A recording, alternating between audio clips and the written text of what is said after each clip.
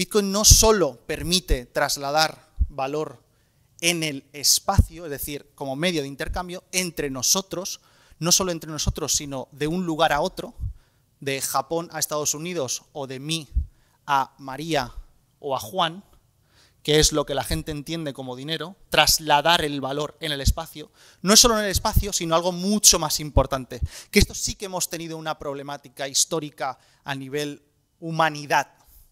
No hemos tenido la capacidad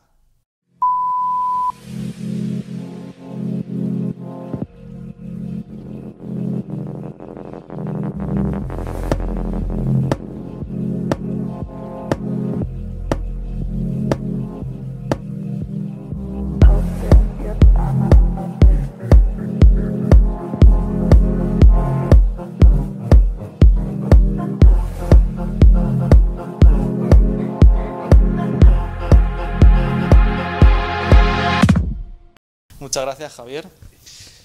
Yo soy Adrián Bernabeu, el autor de Bitcoinismo, y es una cuestión que se desconoce.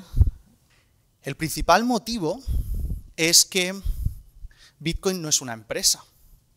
Bitcoin no tiene un departamento de marketing que pueda hacer esa publicidad. Bitcoin no tiene un CEO. Bitcoin no tiene nada de eso. Bitcoin, en realidad, es un protocolo. ¿Y qué es un protocolo? Un protocolo, en realidad, es una serie de reglas. Es como Internet. Internet no tiene un CEO.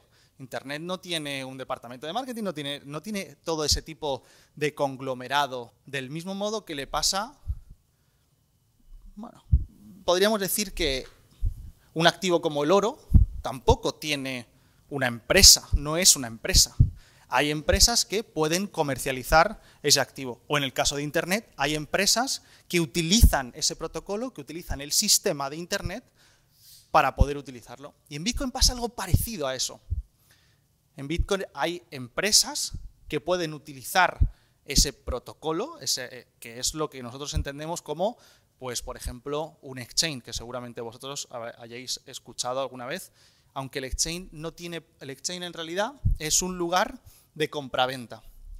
Es como, por hacer una analogía muy simple, como cuando vamos al aeropuerto y en el aeropuerto necesitas cambiar porque vas a ir a Estados Unidos y tienes euros y vas y cambias por esos dólares. Este es el ejemplo más simple que se puede entender y es un exchange, es un lugar de intercambio. El problema también con esto es que la gente confunde el exchange con un lugar de custodia, es decir, de depositar como si fuera un banco, de dejar allí eso que has intercambiado. Por eso pongo el ejemplo del aeropuerto, porque en el aeropuerto tú no le dejas al comercio el dinero que has cambiado, te lo llevas contigo. Y así debería ser también con Bitcoin. Vamos un poquito hacia atrás y vamos a entender cuál es la problemática real, porque no entendemos el valor de Bitcoin, no entendemos por qué Bitcoin es interesante, no entendemos por qué es algo que tiene profundidad, si no entendemos cuál es el problema que soluciona. O sea, nada tiene sentido, nada tiene lógica si no sirve para algo, si no tiene una utilidad. De hecho, es el gran problema por el cual la mayoría de personas dicen, pues sí es un activo especulativo, ¿no? O dicen cosas como, pero si no tiene utilidad, si no sirve para nada. Claro, porque no entiendes cuál es el problema. Cuando no sabes qué sucede, no puede haber una solución que tenga sentido. Entonces, ¿cuál es realmente el problema? Bitcoin resuelve varios problemas históricos, varios problemas que a lo largo de la humanidad no hemos podido resolver de ninguna otra forma. Y por eso el libro se llama Bitcoinismo, porque cambia una era, porque genera una nueva corriente histórica. Vayámonos hacia atrás en el tiempo al feudalismo. Y en el feudalismo habían unos señores feudales, unos reyes que tenían tierras, que tenían propiedades, y esas propiedades eran del rey feudal y lo que permitía es que los campesinos pudieran usar la tierra, pero no eran propietarios de esa tierra. Ahora lo vais a conectar. Ellos, los campesinos, tenían la capacidad de usar y disfrutar y de explotar esa tierra, pero no tenían la propiedad. Eso jurídicamente se le llama usufructo. Cuando tú tienes un usufructo es que tienes el derecho de uso y disfrute, pero no tienes la nuda propiedad, es decir, no es tuyo, no te pertenece a ti. Y eso sucedía con prácticamente todo.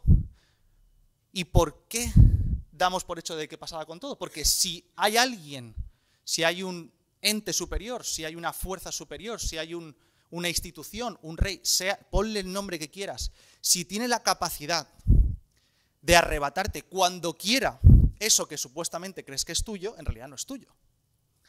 Si tiene la capacidad de expropiártelo, si tiene la capacidad de arrebatártelo, si tiene la capacidad de bloquearlo, lo que sea, quiere decir que en realidad no es tuyo. ¿Y qué es lo que trae Bitcoin? Bitcoin modifica ese aspecto. Bitcoin cambia las reglas del juego en cuanto a la propiedad como tal. Pero hasta el día de hoy, todo lo que tenemos, todo lo que supuestamente creemos que nos pertenece, todo aquello que decimos, soy propietario de esta casa, esta es mi cuenta bancaria, esta es lo que sea, pon lo que quieras. Cualquier tipo de activo, cualquier tipo de lo que tú creas que posees, reflexiona un ratito y piensa, ¿alguien me lo puede quitar? ¿Alguien puede ejercer la violencia? Digo violencia porque puede haber un juez, una policía, lo que sea, que tenga la capacidad de arrebatártelo por una justificación que, aunque tú no estés de acuerdo, podría suceder. Eso que crees que tienes en el banco, por ejemplo, se supone que debería ser nuestro. Y yo siempre pongo el ejercicio de buscar en la app o en la cartilla o en donde sea la palabra propietario. En realidad no está, no hay en ninguno de los contratos que has firmado, en ningún lugar está la palabra propietario, está la palabra titular. Tú eres titular de una cuenta, pero no eres propietario de eso, de esa cuenta. El propietario es el banco y tú eres titular de esa cuenta bancaria. Y lo mismo pasa con un inmueble, con un activo financiero, con la bolsa, con lo que quieras, o sea, con todo lo que supuestamente nos pertenece. Y Bitcoin modifica jurídicamente el aspecto, y no solo jurídicamente, sino fehacientemente el aspecto de propiedad. Porque por primera vez en la historia tenemos un activo asociado al conocimiento. ¿Qué quiere decir esto? O sea, ¿pero cómo que asociado al conocimiento? Sí, porque Bitcoin pertenece a quien lo porta. Es muy parecido, es un activo portable, es decir, que pertenece a aquel que tiene el activo en sí, como por ejemplo, la forma más sencilla de entenderlo es con un billete. Un billete es al portador, no es nominal, no es de nombre de alguien, no es como una cuenta bancaria que va a nombre de Pepito de los Palotes, no. Un billete es de quien lo tiene. Si ese billete se cae al suelo y lo coge alguien, es de quien lo porta. No se sabe de quién venía antes, no tiene un nombre que esté asociado a ese billete. Pues Bitcoin le pasa algo parecido. Bitcoin es de quien porta las claves privadas, de quien tiene lo que se conoce como la semilla. No tiene un nombre como tal, no es nominal, es al portador. Entonces, esa clave, en su máxima esencia, es texto, es conocimiento. El texto se puede guardar aquí, se puede transformar en números, se puede transformar en hexadecimal, se puede transformar en señales de humo, se puede transformar en Morse. Todo lenguaje, todo texto puede ser traducido. Entonces, cuando entendemos que unas claves privadas, que es la máxima esencia de lo que porta ese Bitcoin, puede ser conservado en texto, esto rompe por completo todo lo que habíamos tenido hasta entonces relacionado con la propiedad.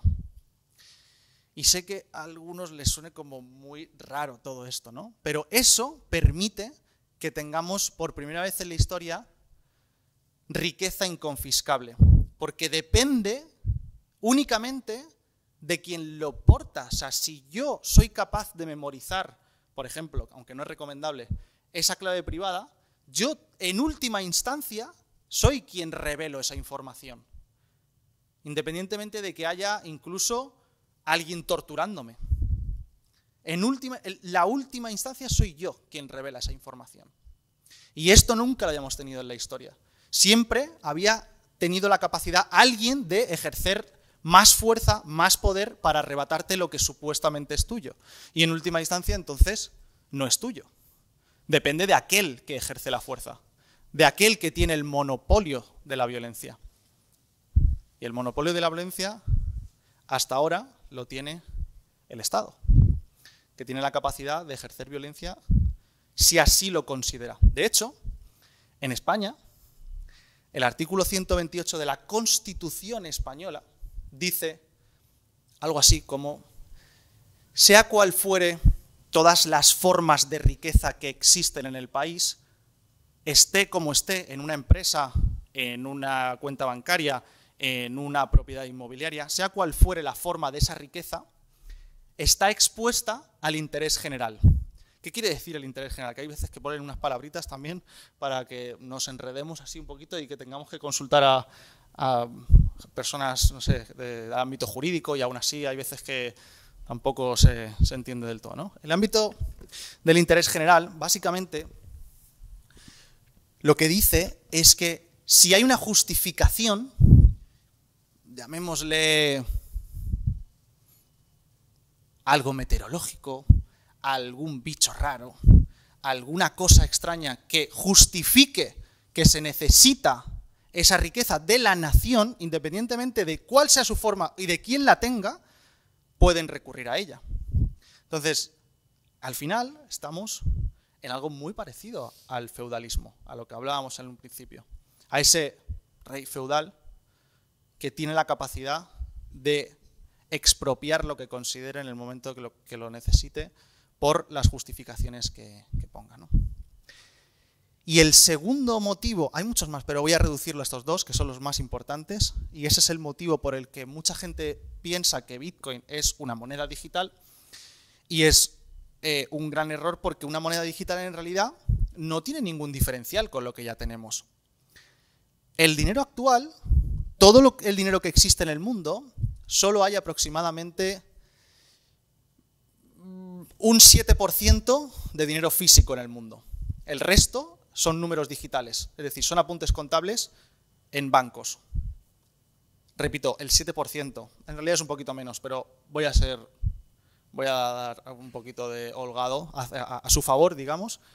El 7% del dinero del mundo está físico. El resto son apuntes contables que simplemente se anotan en una cuenta bancaria. Entonces nosotros lo que vemos es un apunte contable.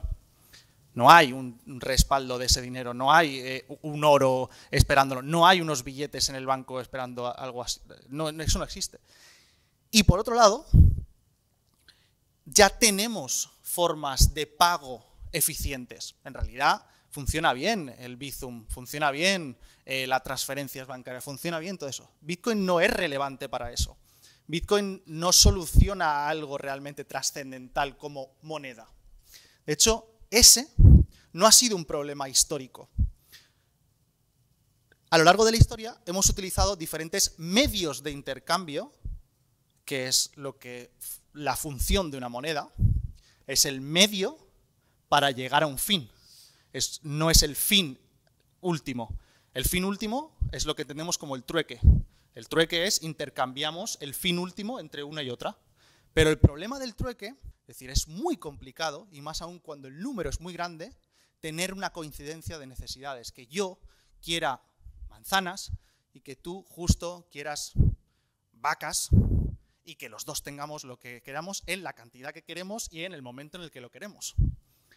Es extremadamente complicado. Entonces, inventamos, o mejor dicho, descubrimos diferentes tipos de medios de intercambio para poder ejecutar esta acción. Y a lo largo de la historia hemos tenido los últimos 20.000 años hemos tenido diferentes medios de intercambio, muchísimos.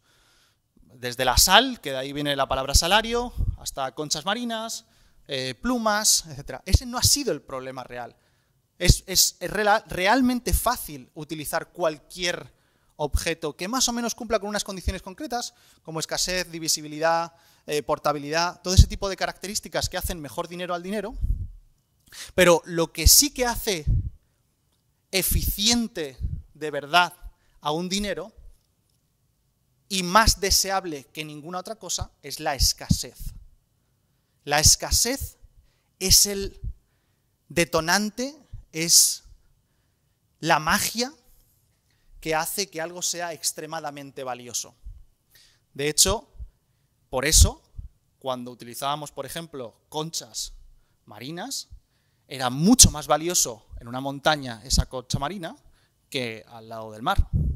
O una pluma de águila era mucho más valiosa en el mar que en la montaña, por la escasez.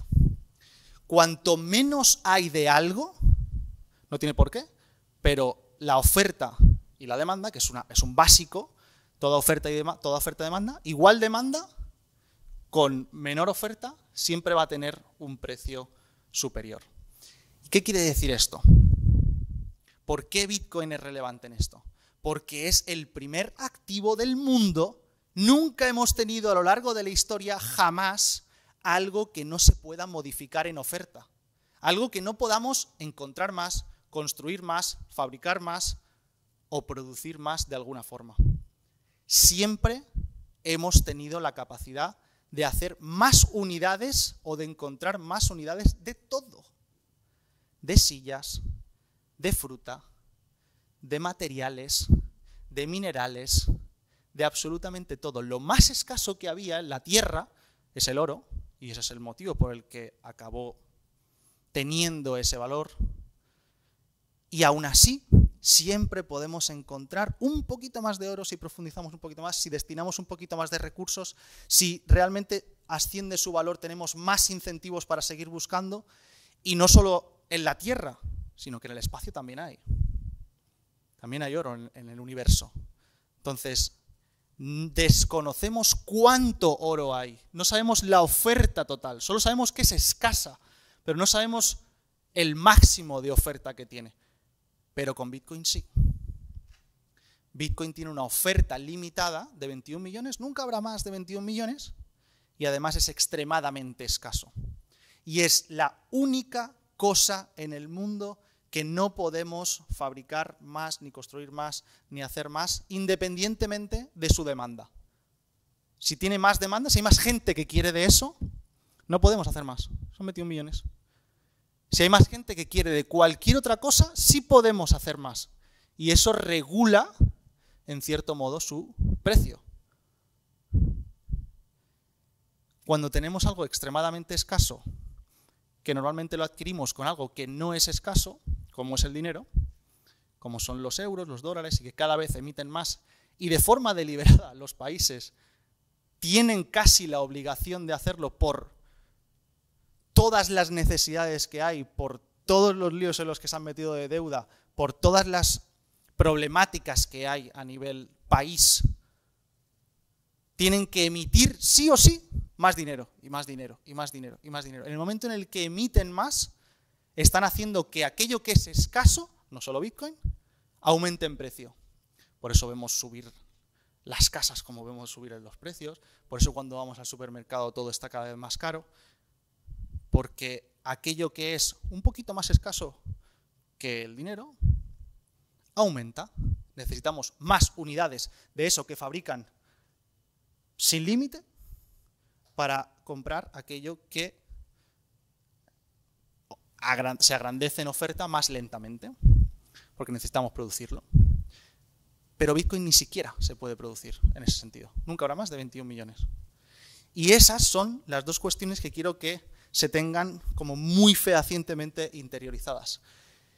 Y ligado a esto, y acabo, y vamos con las preguntas, hay un matiz más allá de lo que estábamos hablando ahora, de que Bitcoin no solo permite trasladar valor en el espacio, es decir, como medio de intercambio entre nosotros, no solo entre nosotros, sino de un lugar a otro, de Japón a Estados Unidos o de mí a María o a Juan, que es lo que la gente entiende como dinero, trasladar el valor en el espacio, no es solo en el espacio, sino algo mucho más importante, que esto sí que hemos tenido una problemática histórica a nivel humanidad. No hemos tenido la capacidad de ahorrar, que esto quiere decir trasladar el valor en el tiempo. Es decir, si yo tengo un excedente, si yo he trabajado de más, si yo he producido más lechugas de las que puedo consumir, si he producido más energía dineraria, que es como le llamo en el libro, que si he producido mucho más de lo que puedo yo, o lo que necesito yo, o lo que tengo que necesitar en el corto plazo de tiempo, ¿qué hago con eso? Tengo que transformarlo a otra forma. Tengo que depositar esa riqueza en otro artículo, en otro activo, en otro bien. Si yo tengo lechugas, lo que hago es vender esas lechugas para resguardar esa riqueza que he producido en forma de lechuga, resguardarlo en otra forma. Normalmente le llamamos dinero. Pero ese dinero, si se devalúa constantemente por la creación en masa, no nos permite ahorrar en el tiempo, no nos permite desplazar el consumo de eso que he producido en el futuro, porque cada vez voy a poder consumir menos. Me está obligando a que sí o sí tenga que adelantar el consumo de eso que he producido. Entonces nos inventamos cosas como comprar más casas de las que necesitamos. ¿Por qué? Porque es más escaso que el dinero. Y utilizamos activos que no estuvieron pensados para ello, porque no tenemos una alternativa de un activo que permita ahorrar y trasladar ese valor en el tiempo. El ladrillo se ha mal utilizado en ese sentido y tenemos el problema que tenemos de falta de vivienda, de que no hay todo ese tipo de cosas, principalmente por eso, porque en lugar de utilizarlo para vivir, que es para lo que el uso debería ser, se utiliza muchas veces para ahorrar, para resguardar riqueza en el tiempo, por sus características de escasez. Porque no se puede construir más de una vivienda en un mismo lugar, de una misma característica, en un mismo espacio concreto. Entonces, Bitcoin sí permite hacer esto. Bitcoin sí permite trasladar valor en el espacio y en el tiempo, por sus características de escasez, porque es el único activo que no se puede modificar en su oferta, y eso sí nos permite trasladar valor en el espacio y en el tiempo. Y eso cambia las características de lo que entendemos como dinero. Eso es lo que debería ser el dinero. Y ahora sí, seguro que habrá muchas cuestiones que probablemente ni haya nombrado. Es realmente siempre un reto poder resumir o poder hacer una tesis breve en unos pocos minutos de algo que es realmente profundo, y siempre viene bien que vayamos a las cosas puntuales que os gustaría tratar. Así que vamos a ello.